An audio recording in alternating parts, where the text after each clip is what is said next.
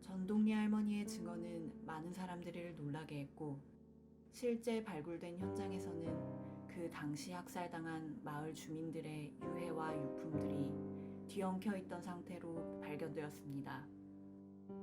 100년 전 제암리에서는 어떤 일이 있었을까요? 지금부터 그 역사의 현장으로 들어가 보겠습니다. 1910년 일본에게 나라를 빼앗긴 이후 우리 국민들은 억압된 생활을 해야만 했습니다. 그러던 중 1919년 3월 1일 종로의 한 식당에서 일본의 지배를 참지 못한 민족 대표들이 모여 기미 독립선언서를 낭독하며 대한독립 만세를 외쳤습니다. 이러한 독립운동의 물결은 전국적으로 확산되었고 화성 지역 또한 예외는 아니었습니다. 화성의 3.1운동은 홍효선과 정소송 씨가 서울에 고종 장례식장을 보러 서울에 갔었어요. 갔다 예기치 않게 그 3.1운동 만세 시위를 접하게 되죠. 그래서 자기도 모르게 거기에 참여를 하고 그러한 사실을 이 고장에 와서 알린 거예요.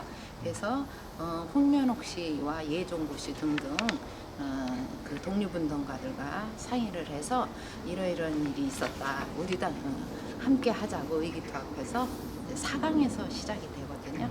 4강에서 시작이 돼서 바란, 향남, 또 우정, 장안 쪽으로 점점 확대되게 되죠.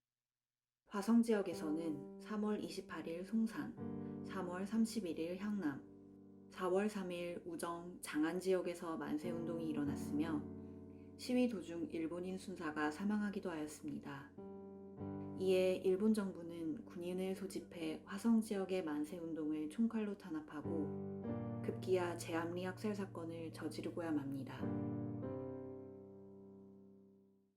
제암리 사건이 일어난 1919년 4월 15일 날 그 주동자인 아리타 도쇼가 그 검거 과정에서 무리한 행동에 대한 할 말이 있다고 15세 이상의 남자는 다 예배당으로 모여라 했어요. 그래서 주민들은 뭔가 사과하려나 보다 하고 아무 영문도 모르고 모이게 되었죠. 그래서 교회 안에다 가둬놓고 석유 뿌리고 불질러 버린 사건이에요. 그래서 아주 참혹한 제암리 사건이 일어나게 되죠. 23분이 돌아가셨습니다. 제암리 3.1운동 순국기념관에서는 당시 처참했던 마을의 모습을 담은 사진들을 볼 수 있습니다.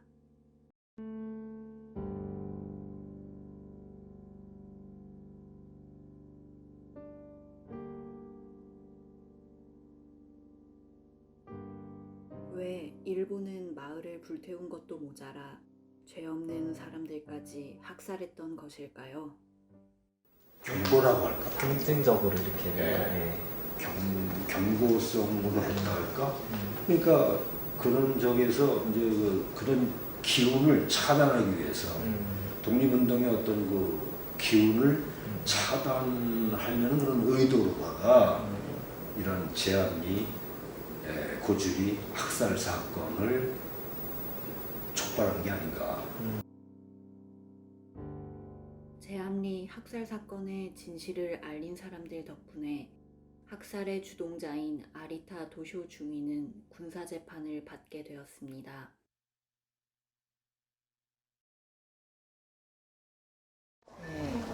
이 선교사들에 의해서 제암리 사건이 이제 세계에 알려지게 되죠. 이 제암리 사건을 일으킨 장본인 아리타 도시오가 재판을 받지 않을 수 없는 상황이 되었어요. 그래서 재판을 받긴 받았는데 여기에 해당하는 제목이 없다 해서 무죄 판결을 받게 됩니다. 그리고 30일간의 근신으로 끝나게 되는 너무 어처구니 없는 결과가 되었죠.